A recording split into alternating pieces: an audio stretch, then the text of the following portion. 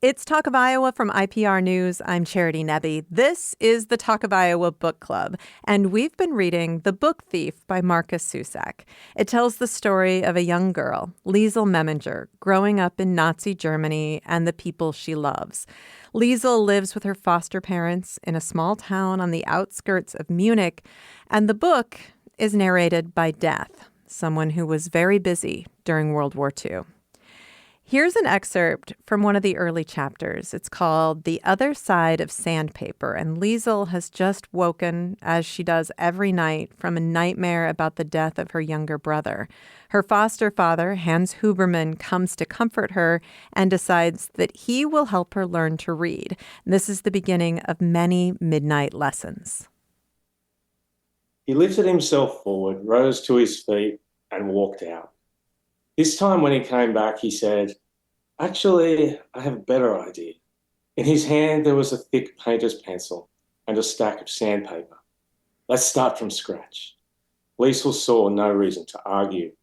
In the left corner of an upturned piece of sandpaper, he drew a square or perhaps an inch and showed a capital A inside it. In the other corner, he placed a lowercase one. So far, so good. "A," Liesel said. "A for what?" She smiled. "Apfel." He wrote the word in big letters and drew a misshapen apple under it. He was a house painter, not an artist. When it was complete, he looked over and said, "Now for B." As they progressed through the alphabet, Liesel's eyes grew larger. She had done this at school in the kindergarten class, but this time was better. She was the only one there, and she was not gigantic. It was nice to watch Papa's hand as he wrote the words and slowly constructed the primitive sketches. "Ah, come on, Liesel," he said, when she struggled later on. "Something that starts with S. It's easy. I'm very disappointed in you." She couldn't think. "Come on," his whisper played with her. "Think of Mama." That was when the words struck her face like a slap, a reflex grin. "Salmensch," she shouted, and Papa roared with laughter, then quieted. "Shh, we have to be quiet." But he roared all the same and wrote the word, completing it with one of his sketches. That is Markus Zusak reading from his novel, The Book Thief, first published 20 years ago. The Book Thief became an international bestseller, translated into 63 languages, and it has sold more than 17 million copies. And Markus Zusak is here with us today. Hello. Charity, it's so great to be talking to you. And I love Iowa. And I remember being in the studio once and talking to you, and it was just really memorable. So this is just a joy. So thanks for having me. Well, it's so wonderful to have you back. It is a joy and an honor on this end as well. And I do want to go back in time. I mean, The Book Thief was your fourth published novel. It was very different from the novels that came before it. Where did the idea start for you? Oh, it's so funny. One of the best things about it being 20 years is new stories sort of become unearthed. And often you talk about books and you've got to stop yourself in a way every now and again and say, when you say something and then you think, is that actually true? Or did I just say that once and now I keep perpetuating it? And it's interesting so that I thought there was a first truth about this book, and that was originally I'd written two or three young adult novels, and I always thought I'd write a book about this based on my mum and dad's stories growing up in Munich and outside of Vienna, in my dad's case. So my mum being from outside of Munich. And originally it was going to be non-fiction. I only thought of this a couple of years ago, or maybe a year ago, and that was my mum said that when she was a little girl and the war was over and the American army, like they occupied Munich, and they brought everything in of their own, like because they didn't like German food necessarily, and so they brought their own food, their own radio station even, and the radio station had a show every day at midday. And because they couldn't say Munich properly, so in German, Munich being München, they called it Munchen instead of München. And so the radio show at lunchtime every day was called Luncheon in Munchin. And and that was my original title for the Book Thief. And so, which I think is quite funny because I don't think Luncheon in Munchin has quite the same ring to it as the Book Thief. And so lucky I didn't go with that. So, but it's funny how what I think the big point is you have an idea and it kind of just sits in your head for a while. And then I wrote another piece of a story just which was called The Book Thief, and it was set in modern day Sydney. It was always a girl for some reason. And I've found the first page of this literally a week ago when I was going through all my junk, and well, essentially I had these stories my mum and dad had told me, and then I just thought it would be a 100-page novella. And then I sat down, started writing. It didn't work. And then at some point, then I wrote with some kids at a high school, and this is like 2 or 3 years have elapsed, and and I got them to write about, just gave them a first line, which was, I've seen the color of time on 3 occasions. And I wrote with them, and I realized that I'd written these 3 short passages, and it was about people dying, and it was narrated by death. And then I thought, oh, that might fit in that book I'm setting in Nazi Germany. And then I had the idea of a girl stealing books, and I went, that might fit in there too. And so now I had these 3 ingredients, and then I sat down, and then I just wrote that first line, first the colours, then the humans. And I think, and I'll finish on this idea, is just that, yeah, you're writing a book, and it's just this, it's not necessarily that it consumes your life, it sort of lives next to you, and you have a good relationship with it and a troubled relationship with it, and you have all of these doubts and fears, and you're sort of navigating those things all the way through for it to become the book it did. And then it was essentially 3 years of work, and I just thought it would sink without a trace, because I thought, well, it was supposed to be 100 pages. It's turned into a 560-page book, and I just thought, I imagine someone trying to recommend it to their friends who says, oh, yeah, if you said you should read this book, and they say, well, what's it about?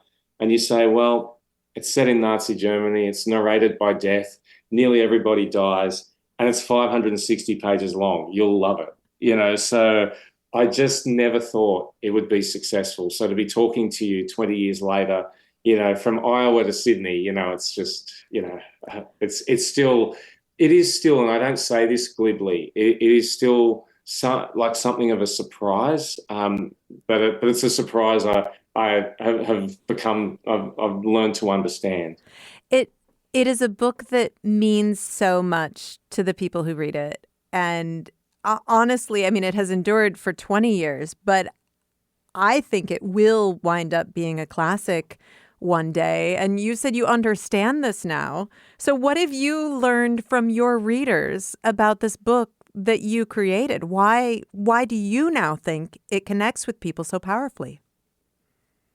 I think if I was to look at it practically, I think you want to look at these things in some ways you don't want to understand, because you feel like if you understand what people like to read and what you're suddenly you're writing from the outside in, if that makes sense. You're trying to write successfully.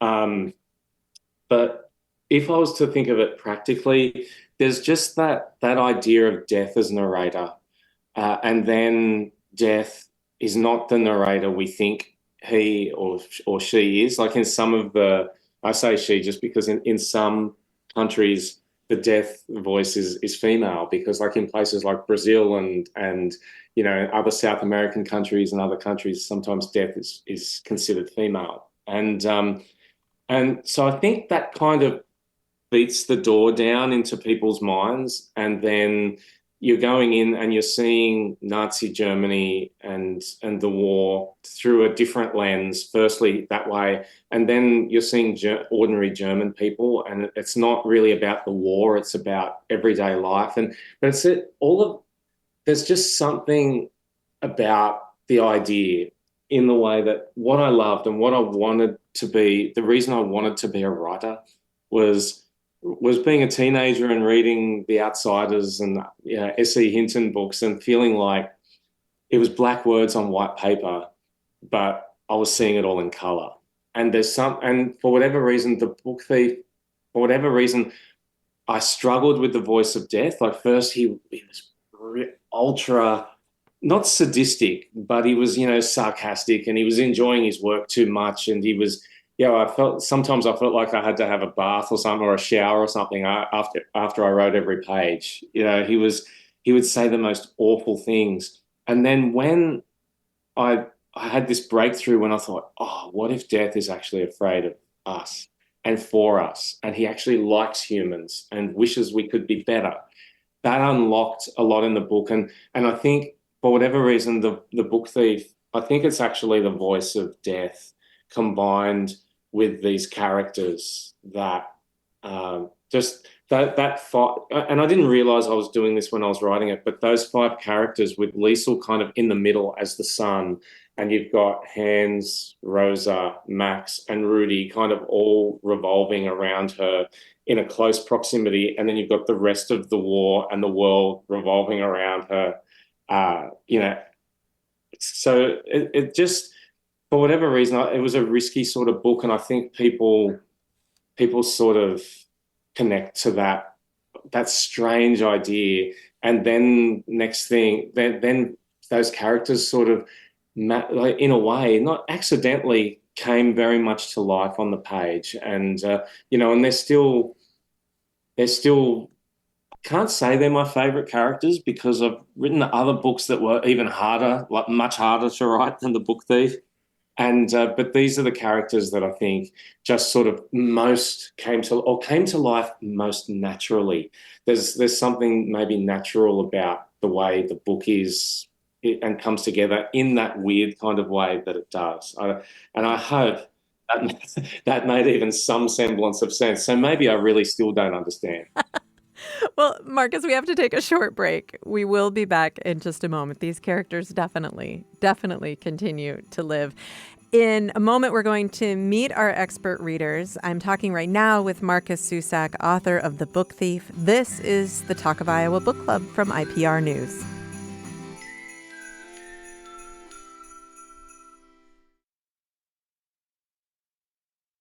This is the Talk of Iowa Book Club from IPR News. I'm Charity Nebbe, and we have been reading The Book Thief by Markus Zusak. It was first published 20 years ago and became an international bestseller. It tells the story of Liesel Memminger, a young girl growing up with a foster family in Nazi Germany, and the book is narrated by Death. Author Markus Zusak is here with us from his home in Australia, and now it is time to meet our expert readers. Sheila Benson is here, an associate professor of English at the University of Northern Iowa. Hello, Sheila. Hello. Thank you so much for being here. And this is a reread for you. First of all, how many times do you think you've read The Book Thief? I've lost count. I really don't know. At least 4, probably 5 or 6. Okay, so when did you first encounter it? What was your first impression?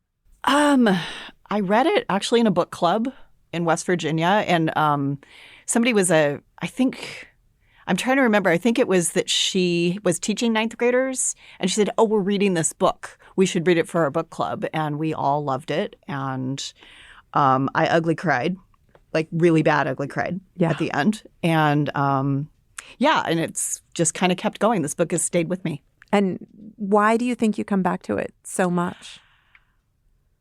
It's really nice to have a book that makes me feel deeply, and like that has more layers that come out the longer. Like the more I read it, the more I see in it, and that's not always the case with books. Like they don't always, hold up to multiple readings. I love rereading a really amazing book and something that has really touched me in the past. And one of my favorite things about it is that it changes over time. And of course, I'm changing over time. How was it different for you this time? This time, so I use this book for my, I work with pre-service teachers, so people who are going to teach high school English and middle school English. And I use this book to talk about writing moves. And I always say, this book makes me cry every single time, even though I know exactly what's going to happen. Death is the narrator, and he tells us what's going on, and I still cry. And this time through, it was not an ugly cry. It was just sort of a weeping. I was listening to the audiobook and driving, and it just had tears going down my face. And I said, well, okay, that's progress. But I paid more attention to craft. I finally figured out the dominoes, because my book has the dominoes on the cover thing. And the dominoes come from a scene where Rudy Steiner is listening to his parents talk to someone who's come from the Nazi party to say that they want Rudy to go to their special academy for gifted Hitler youth or something like that. And Rudy is in the other room, and he is with his siblings setting up these dominoes. Do you want to tell us what you figured out about that, Sheila? Well, I finally figured out the metaphor. I said, oh, look, he's a domino. And I should have figured that out a long time ago, where he just really doesn't have any control. He thought he did, and he set things in motion that he didn't realize that he'd set in motion. And yeah, I think so much of Rudy's life he thinks is a game, I think. And I think this is a moment when he realizes that it's not a game, that he was just trying to win all those races to basically show the leaders that he didn't like that he's not a Hitler Youth loser, but it backfired on him. Yeah. And he's finally realizing it.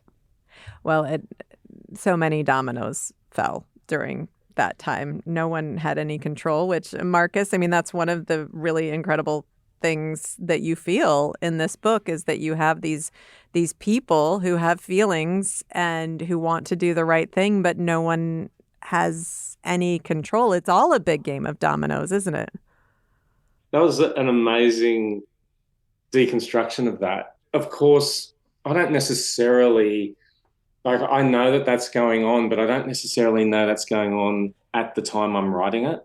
One of the really lucky things I have with this book is that I get to know more about it as I think about it, because it hasn't ever quite gone away. And so that idea with Rudy, that came from something that did actually happen to my dad, where these men in big coats came to his house in Austria, and they wanted him to go to this special school, and his parents didn't let him, and because of that, his dad was then put into the Second World War after having already fought in the First World War, and doing really terrible jobs, and putting fires out during bombing raids and things like that. And so I was really interested in the idea of fate as well. And so with the idea of dominoes there, and I think that what you're saying, what both of you are saying, and really eloquently so, much more than me, is that that nothing is in your hands. And you look at a character like Alex Steiner, who to me is probably one of the more tragic figures in the book, is he tries to make these right decisions, and he makes the right decision, and in the sense of he doesn't let Rudy be taken. And then Rudy ends up staying on Himmel Street. Alex gets sent to the war, and he's the only one who survives of his whole family. That's what war is. Whatever you do, it could be the right thing or it could be the wrong thing, and you're doomed almost in either case, that you could win, but you lose everything. And I didn't actually plan that. I just sort of went, that's the way it, when I realized that's what was going to happen, and then Lisa would come back and she'd be working in Alex Steiner's shop, where she, always my favorite. And I'm basically just want to always play. You want to get to the point where you've worked really hard and you're playing.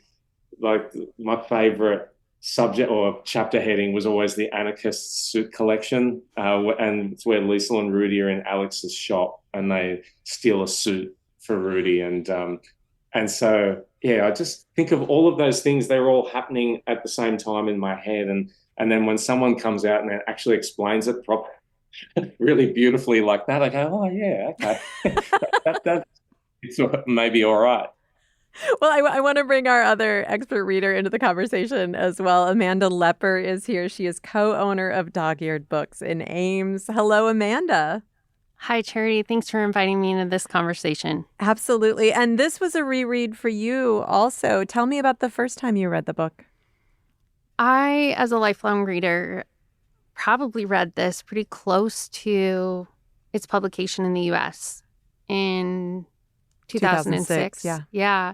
And as I approached reading it as a second time, I have to admit, not with dread, but I loved this book. I knew how it impacted me when I opened a bookstore in 2021. This was a book that had to be on one of our shelves.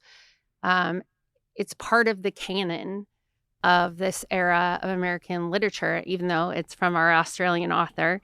But it's part of our experience as readers. And I knew what I was getting myself into. I was so eager to have the opportunity to hear Markus talk, to speak with him about his book.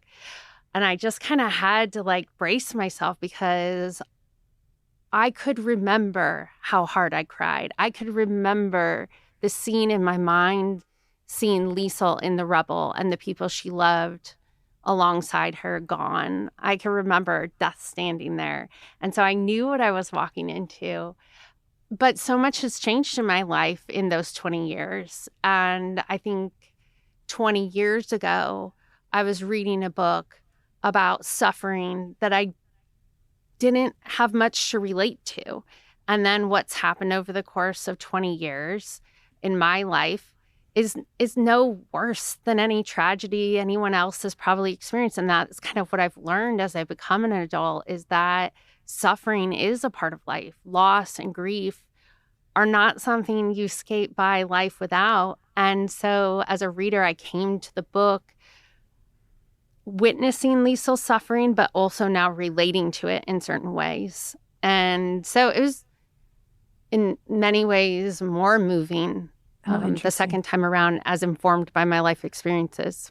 That's so fascinating. I mean, this book is so powerful for me. And I think the thing that just hits me over the head, and it's the reason that I said, I want this to be our book club book, and I've told so many people to read it over the years, is, I think about myself when I was 10 or 11 years old and I was learning about World War II and I was learning about the Holocaust, and I read so many things and I learned so much, and I had this sense that as long as I did that learning, that if I knew and people like me knew what had happened and what had gone wrong that had led to all of these deaths, that we could prevent it from happening.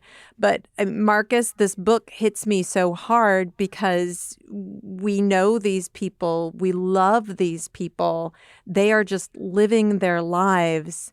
And some of them are trying to do the right thing, but it is, as Sheila was just talking about, it's the dominoes. It feels inevitable that all of these horrible, monstrous things are happening and are going to happen, even though these people are ordinary people, and most of them are not villains, and most of them are not heroes.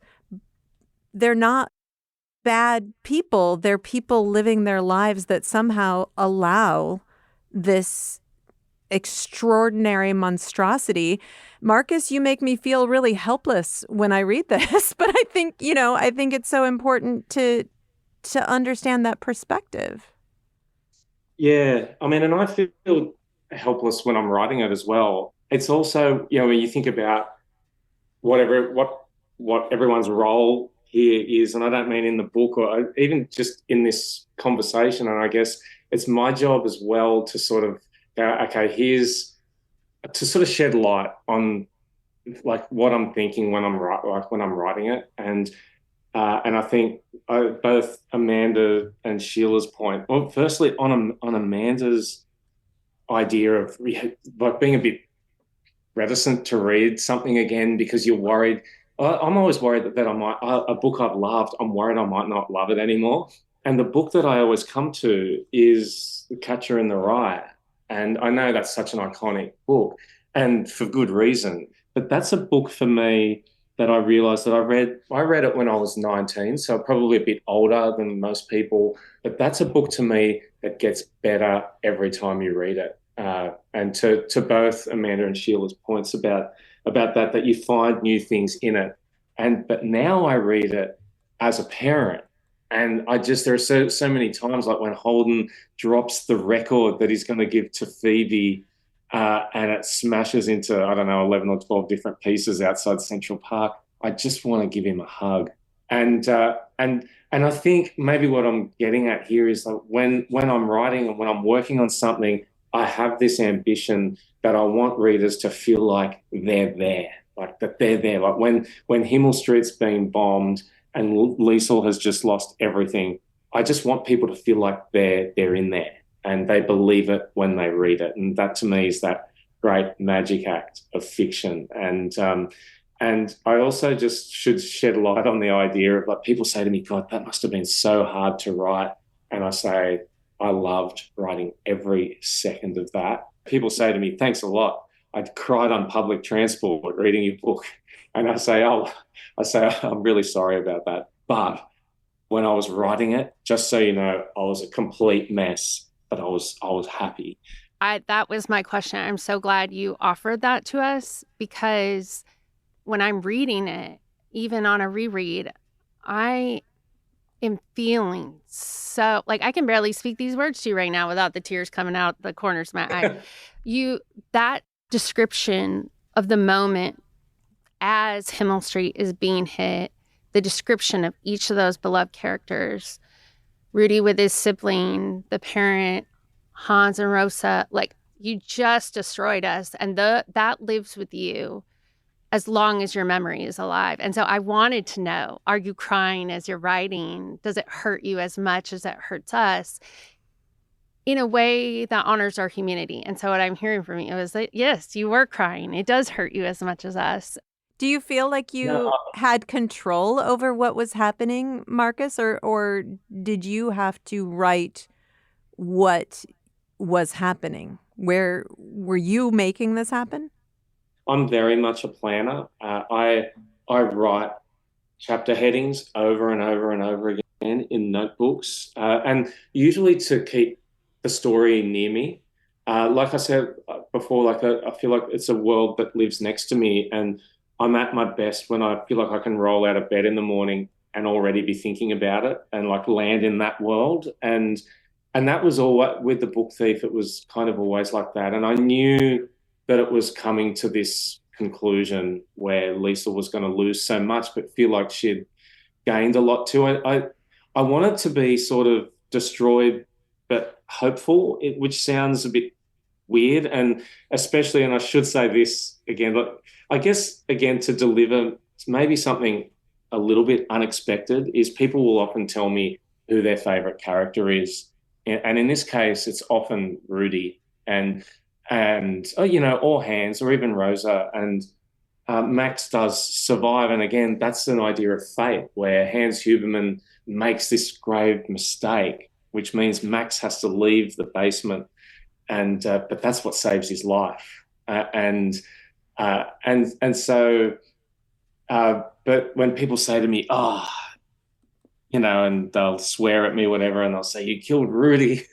And I say to them, I can't help it. I just give them not a steely look, but I just say, Rudy Steiner is a favourite character that I've ever written in my entire career as a writer.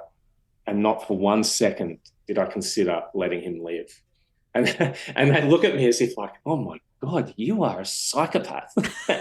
and I just say no, because there were all of these reasons why, to me, that had to happen. The whole book is actually leading to two moments. It's leading to Liesl reading the word shaker, when she reads that back to Max. To me, the whole book is leading to that moment. And then, but it's set in a secondary way. It's leading to Liesl finding Rudy and picking him up and saying, wake up, Jesse Owens, wake up.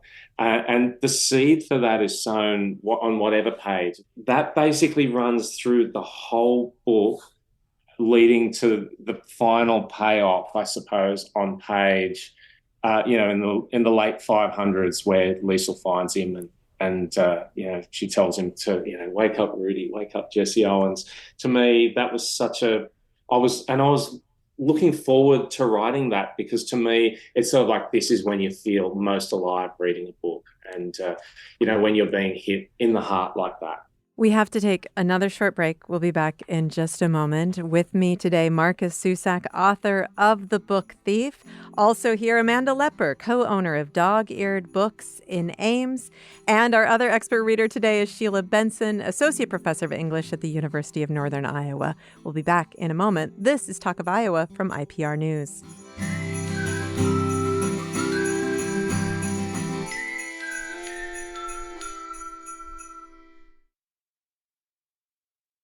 This is the Talk of Iowa Book Club from IPR News. I'm Charity Nebbe. We have been reading The Book Thief by Markus Zusak, and it was first published 20 years ago.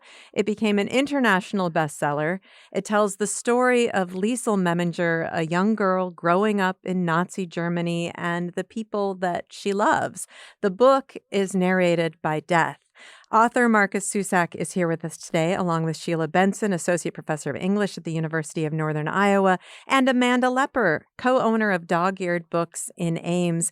And I want to talk about the fact that words, books have so much power in this book, within this book, but also in the world. We see over and over, of course, Liesel is a book thief. She's so drawn to these words even before she can read. But we also know that Adolf Hitler created this propaganda machine and used words to set into action the monstrosity that was World War II and the Holocaust. And these ideas are so powerful within this book. And Sheila, I'll let you go first. I think that you get so, at least for me, I get so caught up in what is happening with the characters that almost becomes secondary. But then outside of the book, I think about how true and how powerful those ideas are. Actually, that was one of the things that I noticed. I paid a lot more attention to this read through. And I think part of that is just the climate that we're in and books being censored, and people being afraid of what words can do and what, like, the good things that words can do and the bad things that words can do and everything in between. And like the word shaker, I love the word shaker section. Like the idea that staying true to what you believe and, saying those words and not being silent actually heals. I think that's a really valuable piece of the book. And I mean, the fact that a bunch of words that, it is kind of a hard sell, for ninth graders to say, here's a 500-page book, here you go, and it's going to make you cry. But I think the fact that the book can make you cry, and can you make you cry on additional readings and connect with those characters, speaks to the power of words. Yeah. Well, I think about my daughter when she read it. And I know this was first published as a young adult novel. I don't feel that it is young adult or not. I feel like it is a timeless novel. And I know that subsequently it has been published for general readers. But my daughter was probably in 8th grade when she read it. And she was sitting in the living room reading the last 30 pages. And I realized what she was doing and tried to kind of just empty the room and create space for her. But I remember her sitting there and shell-shocked and heartbroken by the end of the book. But also, as she sat there and cried, she's like, I think I'm also crying because I can never read another book that's that good. And so which, there are many amazing books out there. But Markus, I think that's about the biggest compliment a 13-year-old girl could possibly ever give you, is that she felt like your book was the pinnacle. But it's so powerful and it feels so good, even though it is so heartbreaking. I know this is on your banned bookshelf, Amanda, at Dog-Eared Books. And when I think about people challenging this book and saying that the themes are not appropriate for young readers, I think, did you read it? Because that those are not the people you want to be aligned with, right? That was one of those really meta experiences of reading this book at this time as a bookseller, and I think Sheila can probably, as an educator, relate to this as well. Your experience teaching this to teachers and as a teacher, and all of us, we've had our kids read it. It is, and then you're reading a book about the power of books and the power of words. And Liesl is showing us how powerful stories are, not only because the message, it wasn't necessarily the narrative or the themes in the books she was reading. Those books kept her alive, and they kept other people alive, and they kept her going. But then in the broader picture, she and the other characters in the book and Death come to understand that words have so much power and books have so much power. Mein Kampf was written by Hitler to try to control and to try and set an agenda. And then also he was silencing other books, the ones that were being burned. I thought there was great humor Death had in describing one of the books that was in the bonfire. And it was like, it was a book about a Jew, and they were, portrayed in a positive light. So obviously, this is something that needed to be gotten rid of. And that same narrative is playing out in our culture. And I don't know what the experience is in Australia, but as Americans, bringing our kids up through public schools, living in our current political climate, as a bookseller, selling the books, we're seeing books banned right and left, but then also books that aren't even being brought into schools because they don't want to see sympathetic portrayals of marginalized identities. And then, you take that thought even further. Here I'm reading this book about everyday Germans living in their small towns, frozen in fear because they might be thrown into a concentration camp or into the war to be sacrificed. They're Germans watching their country do this. And we have Max as a character, as a Jewish person trying to survive this cleansing. And then we're American readers today watching some of the atrocities that are happening around us, and then seeing books being banned about immigrants and about othered people. And so it's just like a very layered experience to read The Book Thief. And that, I think, is one of the many reasons why this is already a classic and will be a classic for so many reasons. And I think Markus as well, talking about The Catcher in the Rye, right? Like teenagers read that. He said, I probably read it when I was 19 and I was older than most. Teenagers read it, adults read it, and it resonates in every age level. As a bookseller, I'll sometimes hand a book to someone and I'll realize, someday you'll get this book. You got to read it at the right time. The Poisonwood Bible was that way for Ellen, the woman who owns the book with me. She read it when she was younger, didn't hit her. Read it 10 years later, changed her life. But the unique thing about The Book Thief is it's resonating with teenagers and when you're a young adult and when you're an older individual. And I mean, I got to give it to my mom and see what a 70-year-old thinks of it. But yeah, it is really fascinating to read this book in 2026. I'll just jump in on this. I love the fact that Mein Kampf gets painted over and Max writes his own book on top of the reclaimed pages of Mein Kampf. That's so a genius move. Markus, were you surprised when you learned that people were challenging your book, were saying that this should be taken out of some schools? It always surprises me a little bit. And I think often, and this is, I guess, one of the things that, like, there's the shoulder shrug as one of the books in that Liesl, there's part of The Book Thief. And, the idea of people shrugging their shoulders and things just happening.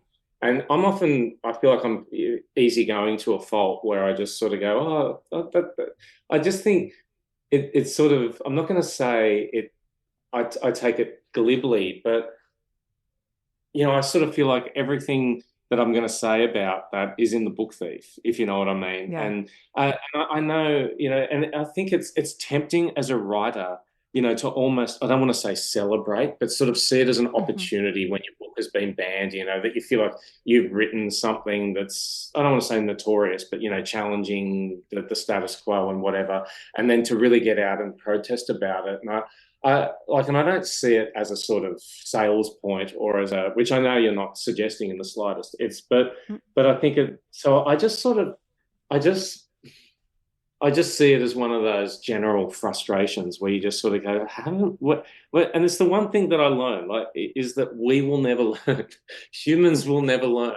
And that's why, this idea of, this book is still relevant. It's not because the book's that much of a genius thing. It's because we haven't changed. And I'm laughing as I say this, but it's, it's through sort of, I don't want to say clenched fists, but it's sort of, oh my God, how can we still be so hopeless?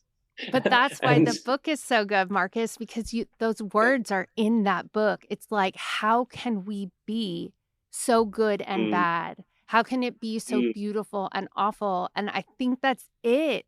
Like that, how many passages did I highlight in this book that hit on that? The suffering and the love side by side, the awfulness of us as humans, and that it doesn't change. And so that to me is the core. I think and I'm grateful for it. Yeah, and I think one of the fascinating things about rereading the book for me was I didn't think about this the first time I read it, how deeply I identified with death. And I think that death says the things that we feel and that we think. This is so early in the book. This is after Liesel's brother had died and after he was buried, and they're heading back to the train station, her mother and Liesel, before Liesel goes to the foster family. And Liesel was sure her mother carried the memory of him slung over her shoulder. She dropped him. She saw his feet and legs and body slap the platform. How could that woman walk? How could she move? That's the sort of thing I'll never know or comprehend what humans are capable of. And that hit me so much harder this time. And I thought, oh, the character I think I relate to most deeply is death. Because I'm always thinking that, Marcus. I'm always wondering how can we be so amazing and how can we be so horrible? That revelation that death would be sort of like the missing part of us. Yeah. And when he says things like, if you really want to get the closest snapshot of what I look like, just look in the mirror. Don't think of this robed figure carrying a scythe, And I think it's the interplay between all of that evil and stamping down of culture and everything with a kind of innocence, just the purity of words and stories as well. Because to me, this book was about. It's about stories as well. It's the stories we read, the stories we write, and the stories we make. That's what's happening all the way through the book, and most importantly is those stories we make, and then we write about them, and then we read them, and we come to some understanding of who we are, and it's sometimes beautiful and sometimes a bit on the agonizing side. Something that I learned getting ready for this show is that on Goodreads, Marcus, maybe you know this, on Goodreads, The Book Thief has the most votes for the saddest book of all time. Are you aware of that? Saddest book of all time? I'm taking it. Well, I think it says a lot, because I looked at that list and there are so many sad books on that list. And I thought, I don't know that I would have even said this is the saddest book of all time, but it does tell you how much your characters resonate with people and feel real to people, that it's sadder than nonfiction books in which the people that we love die, according to this one list on Goodreads. Okay, so I'm thinking about that sad, because there's different kinds of sad. Yeah. And this is a book that you makes me cry, but there's a hope in it too that I think is different than just a sad book. Yeah. Like that just, okay, I'm feeling like I need to read something. Right. Yeah. We only have a couple of minutes left. And Sheila and Amanda, I want you to have the final words here. Can you tell us why you believe that everyone should read this book? And Sheila, do you want to go first? Oh, man. I think that this is a book that makes people feel deeply and understand why reading matters. I mean, that's really one of the themes in the book. I mean, words matter. And so I think that's where I would pitch this, is that you need to have understand the power that physical words can have. And this book does that. I'm thinking of the scene at the end that gets me every single time when death comes for Hans and Hans's soul is sitting up. Like when I tell people that detail, they go, "Oh, that's really powerful." And I said, "Yes, that's why you need to read the rest of the book." Right. And even if we can't affect change on a grand scale, I think we all want our souls to be sitting up, don't we, Sheila? Yeah. Yeah. Amanda, why do you think everybody should read this book? I think by making death the narrator and looking at something as atrocious as the Holocaust and the deaths of these beloved characters, so I see a lot of trying to make sense of death and our fear of death in art. Some of our greatest artists, including our greatest writers, are reckoning with death and our immortality. And this book does it in a really interesting way. And also, as I said, the longer we live and as we watch the world around us, but also have experiences in our life, it's very hard to make sense of suffering. And this is a book that shows you beauty and love right alongside, hand in hand with suffering. And death is there the whole time. And it just pushes in your face, like from the very beginning, you are going to die. Death will come for us all. And it releases you almost from that fear. Okay, we've accepted that as truth. And so I find it very moving and some of the most meaningful books in my life that reckon with suffering and help me look face to face at the reality that we will all die. Death is coming for us. So for me, I think that's why it's an important book. And I think there isn't anyone who isn't a little scared of death. So I find it moving and very important for those reasons. Amanda Lepper, thank you so much. Thank you. Amanda Lepper is co-owner of Dog-Eared Books in Ames. Sheila Benson, thank you. Thank you. Sheila Benson is an associate professor of English at the University of Northern Iowa. And Markus Zusak, thank you for this beautiful book, and thank you so much for being part of this conversation. Thanks, all of you. This is the Talk of Iowa Book Club. We've been reading The Book Thief by Markus Zusak. Talk of Iowa is a production of IPR News. This episode was produced by Caitlin Troutman with technical support from Tony Daner and Sean McLean. Thank you to Prairie Lights Bookstore in Iowa City for providing books to our readers. This is Talk of Iowa. I'm Charity Nebbe.